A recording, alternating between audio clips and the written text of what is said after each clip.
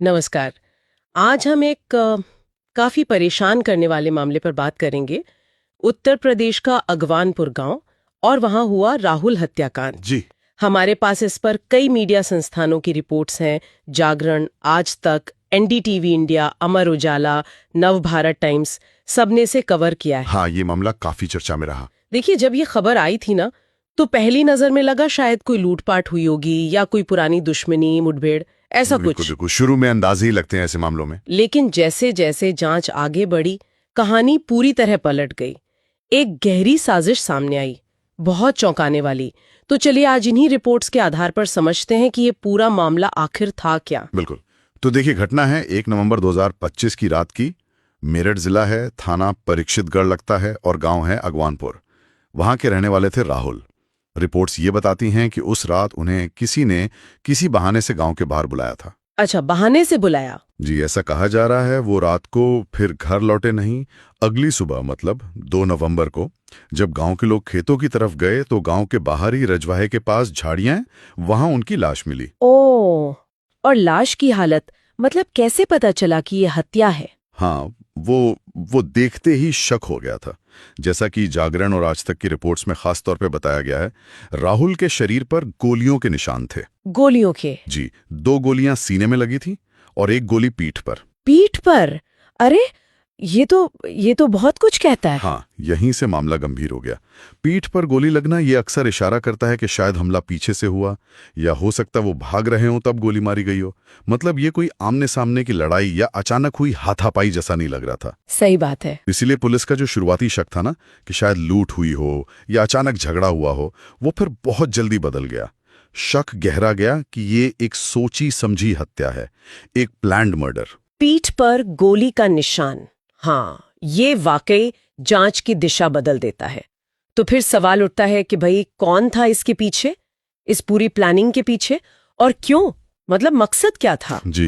Police जांच और जो मीडिया में आया, उसने जो कहानी बताई है, वो तो रिश्तों के अंदर का एक बहुत ही काला सच दिखाती है। बिल्कुल। जांच में जो बात सामने आई वो ये थी कि मृतक राहुल की पत्नी अंजलि, उसका गांव के ही एक दूसरे लड़के अजय, नाम बताया गया है, उसके साथ अवैध संबंध था। अच्छा। और ये कोई नया रिश्ता नहीं था। करीब 1.5 साल से एनडीटीवी इंडिया, आज तक इन सब में ये बात आई है। 1.5 साल से, मतलब काफी वक्त से चल रहा था ये सब। जी। और कहानी में ट्विस्ट तब आया जब राहुल को किसी तरह शक हो गया, या कहें कि पता चल गया अपनी पत्नी के इस रिश्ते के बारे में। अब ये कैसे पता चला ये तो साफ नहीं है। शायद उसने कुछ देखा हो या अंदाजा लगाया हो। लेकिन जैसे ही राहुल को भनक लगी, रिपोर्ट्स कहती हैं कि स्थिति बिगड़ गई। जाहिर है बिगड़नी ही थी। हाँ, और बताया जा रहा है कि इसके बाद ही अंजलि और उसके प्रेमी अजय ने मिलकर ये फैसला कर लिया कि राहुल को रास्ते से हटाना है। अमर उजाला की रिपोर्ट में इसी प्लानिंग की तरफ इशारा है। मतलब ये कोई गुस्से में अचानक उठाया गया कदम नहीं था? नहीं, ऐसा नहीं लगता। ये एक ठंडे दिमाग से बनाई गई योजना लगती है, साजिश। और ये साजिश कितनी पहले से सोची हुई थी, हाँ। इसका अंदाजा एक और बात से लगता है, जो हथियार इस्तेमाल हुआ। हाँ, वो तमंचे वाली बात। हाँ, आरोपी अजय ने सिर्फ प्लान ही नहीं बनाया, बल्कि हथियार का इंतजाम भी किया। अमर उजाला की रिपोर्ट में ये साफ लिखा है कि अजय ने हत्या से पहले एक दिलीप नाम के आदमी से कांटेक्ट किया था। अच्छा, कोई तीसरा आदमी भी शामिल था? हाँ, हथियार दिलाने में। इसी दिलीप ने अजय को वो 315 बोर का तमंचा और कारतूस दिए थे, जिनसे राहुल को मारा गया। देखिए, ये पॉइंट बहुत जरूरी है। हथियार का पहले से इंतजाम करना, वो भी किसी तीसरे के जरिए। ये जांच में प्री मेडिटेशन, यानी पहले से सोचे समझे इरादे का एक बहुत पक्का सबूत माना जाता है। ये दिखाता है कि हत्या का सिर्फ इरादा नहीं था, बल्कि उसके लिए तैयारी की गई, योजना बनी, रिसोर्स जुटाए गए। सही कहा। अगर गुस्से में होता तो शायद मौके पर ही कुछ। बिल्कुल, मौके पर जो मिलता उससे हमला होता। लेकिन यहाँ तमंचा खरीदना, ये साफ करता है कि फैसला हो चुका था और तैयारी चल रही थी। तो मतलब हथियार खरीदा, फिर राहुल को बहाने से बुलाया और मार दिया। ये सब पता चलने के बाद सवाल ये है कि पुलिस इस नतीजे तक पहुंची कैसे? शुरू में तो मामला कुछ और लग रहा था। हाँ, ये गुत्थी सुलझी कैसे? हाँ। पुलिस ने क्या तरीके अपनाए? देखिए, आजकल क्रिमिनल इन्वेस्टिगेशन में ना टेक्नोलॉजी का बहुत बड़ा हाथ होता है, और इस केस में भी वही हुआ। अच्छा। आज तक की रिपोर्ट में यह है कि पुलिस ने मॉडर्न टेक्निक्स का इस्तेमाल किया। सबसे अहम कड़ी साबित हुई मोबाइल कॉल डिटेल्स, सीडीआर जिसे कहते हैं। हाँ, सीडीआर। उससे क्या पता चला? किस टावर लोकेशन से कॉल हुई, तो इससे जो सस्पेक्ट होते हैं उनके बीच का कनेक्शन और उनकी लोकेशन उसका अंदाजा लग जाता है। तो मतलब अंजलि और अजय के कॉल्स देखे गए होंगे। यकीनन उनके बीच लगातार बात होने का पैटर्न मिला होगा। फिर घटना वाली रात उनके मोबाइल की लोकेशन क्या थी, क्या वो घटना स्थल के आसपास थे, ये सब पता चला होगा। हाँ, रिपोर्ट्स में लोकेशन ट्रैकिंग और सर्वेलेंस फुटेज का भी जिक्र था। बिल्कुल, सीडीआर के साथ साथ लोकेशन हिस्ट्री देखी गई होगी और पुलिस ने आसपास के सीसीटीवी कैमरे या कोई और सर्वेलेंस फुटेज भी जरूर खंगाली होगी। हो सकता है उससे अजय की मूवमेंट का पता चला हो। तो इन्हीं सब टेक्निकल और जो बाकी सबूत मिले उनको जोड़कर पुलिस ने पूरी साजिश का पर्दाफाश कर दिया। अच्छा, तो सबूतों के आधार पर गिरफ्तारी हुई। हाँ बिल्कुल। सिर्फ शक पर नहीं, इन्हीं सबूतों के आधार पर पुलिस ने अजय और अंजलि दोनों को गिरफ्तार किया। और गिरफ्तारी के वक्त कुछ मिला भी, जैसे वो हथियार। हाँ, ये बहुत जरूरी पॉइंट है। एनडीटीवी इंडिया की रिपोर्ट बताती है कि गिरफ्तारी के बाद आरोपियों की निशानदेही पर, मतलब उन्होंने ही बताया होगा कि कहाँ छुपाया है, तो पुलिस ने हत्या में इस्तेमाल हुआ वो 315 बोर का तमंचा और शायद कुछ कारतूस भी बरामद किए हैं। हथियार की बरामदगी तो केस को बहुत मजबूत बना देती है। हाँ, ये डायरेक्ट सबूत होता है, आरोपी को सीधे जुर्म से जोड़ता है। इसके बाद ही पुलिस ने दोनों के खिलाफ आईपीसी की धारा 302 यानी हत्या और साथ में आर्म्स एक्ट अवैध हथियार रखने और इस्तेमाल करने के जुर्म में चार्जशीट दायर की है।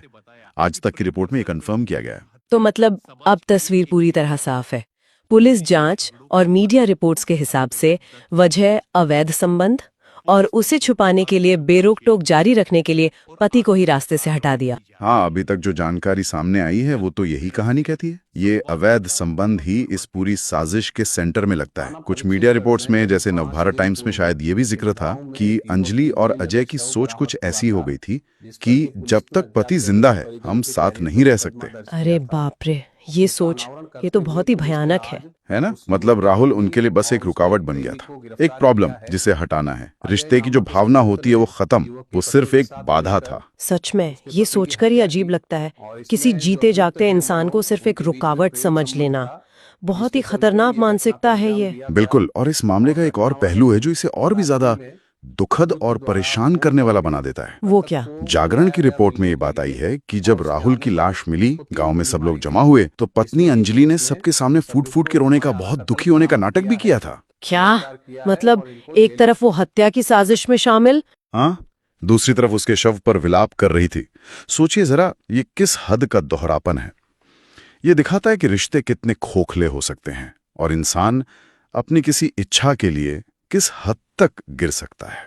ये सुनकर तो रोंगटे खड़े हो गए, खासकर जब ये सोचते हैं कि इस सब में सबसे बेकसूर कौन पिसा? बच्चे। हाँ, जागरण की रिपोर्ट में ही लिखा है कि राहुल के 3 छोटे बच्चे भी हैं। उन बच्चों की क्या गलती थी? अब उनका क्या होगा? बिना पिता के कैसे रहेंगे वो? ये सवाल बहुत भारी लगते हैं।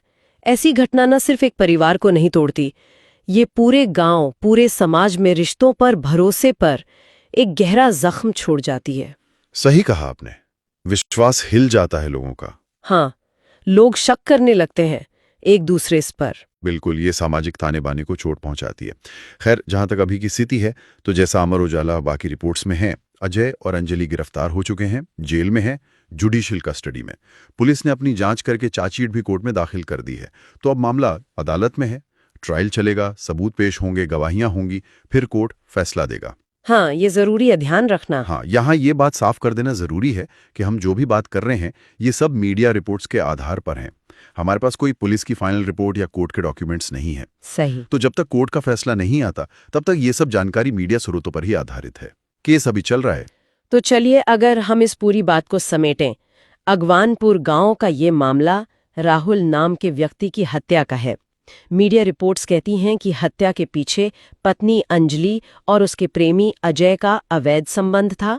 पति को रास्ते से हटाने के लिए बाकायदा प्लानिंग हुई, हथियार खरीदा गया और हत्या कर दी गई। जी। पुलिस ने फिर मोबाइल रिकॉर्ड्स, लोकेशन, मतलब टेक्नोलॉजी की मदद से केस खोला। दोनों मुख्य आरोपी गिरफ्तार हुए, चार्जशीट भी दायर हो गई और अब मामला कोर्ट में है। हाँ बिल्कुल, और ये घटना हमें सिर्फ एक क्राइम स्टोरी नहीं बताती बल्कि कई गंभीर सवाल छोड़ लाती है। रिश्तों की उलझनों पर, भरोसे के टूटने पर, विश्वासघात के कितने भयानक नतीजे हो सकते हैं, और उस मानसिकता पर भी सोचने को मजबूर करती है जो ऐसे अपराध के पीछे होती है। एकदम ठंडी, सोची समझी। कैसे वो रिश्ते जिन पर हम सबसे ज्यादा यकीन करते हैं वही जानलेवा बन जाते हैं?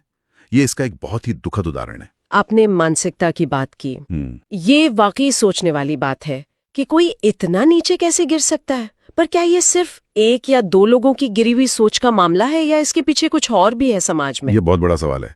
क्या हमारे समाज में नैतिक मूल्यों का पतन हो रहा है? क्या रिश्तों में बातचीत, कम्युनिकेशन इतना कम हो गया है कि लोग प्रॉब्लम सॉल्व करने की बजाय ऐसे भयानक कदम उठा लेते हैं? भरोसे का इस तरह टूटना, चाहे पति पत्नी के बीच हो या कहीं और, इसके पीछे गहरे सामाजिक कारण भी हो सकते हैं। शायद एक समाज के तौर पर हम कहीं फेल हो रहे हैं, लोगों को सही गलत सिखाने में या अपनी समस्याओं से डील करने के सही तरीके बताने में। तो क्या ऐसी घटनाओं को भविष्य में रोका जा सकता है? ये सवाल शायद बहुत बड़ा है, पर सोचना तो पड़ेगा। बिल्कुल, शायद कोई आसान जवाब ना हो इसका, लेकिन सोचना तो होगा। क्या परिवारों में बेहतर बातचीत, मेंटल हेल्थ पर ध्यान देना या समाज के लेवल पर नैतिक शिक्षा, क्या ये चीजें कुछ मदद कर सकती हैं? ये वो सवाल हैं जिन पर हमें अकेले भी और मिलकर भी सोचने की जरूरत है। ये घटना सिर्फ एक अपराध के बारे में नहीं है, ये हमारे समाज और हमारे रिश्तों की सेहत का एक आईना भी है। सही कहा। और शायद इसी आईने में देखकर हम भविष्य में ऐसी दुखद घटनाओं को कम करने के लिए कुछ कर पाएं।